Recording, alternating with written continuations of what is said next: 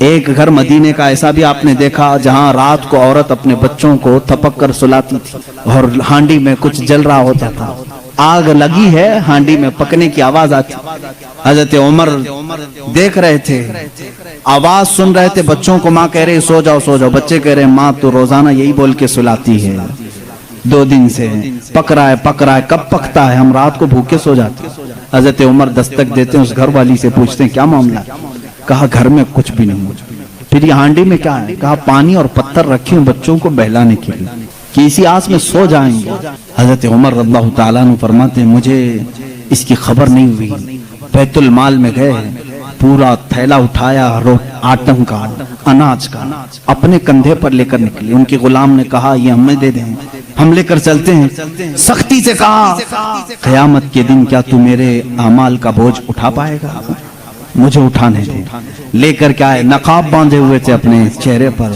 اس خاتون سے کہا میں روٹیاں پکاتا ہوں۔ گھر میں داخل ہو کر آٹا گوندھا، روٹیاں پکائی، بچوں کو جگایا، ان کا منہ دھویا اور روٹیاں انہیں پروسنے لگے۔ وہ خاتون کی آنکھوں میں آنسو آ گئے۔ کہا تجھ جیسا فرشتہ اللہ نے اتارا ہے، میرے گھر کئی دنوں کے بعد غذا آئی ہے۔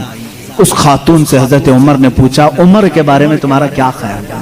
عمر کے بارے میں تمہارا کیا خیال ہے؟ وہ کہتی ہے بہت نیک ہے، خلیفہ رسول ہے، لیکن کیا کروں مجھ جیسی غریب کی فریاد شاید اس تک نہیں پہنچی۔ اگر میرے بچے بھوکے مر گئے تو میں قیامت کے دن یہ شکایت ضرور کروں گی۔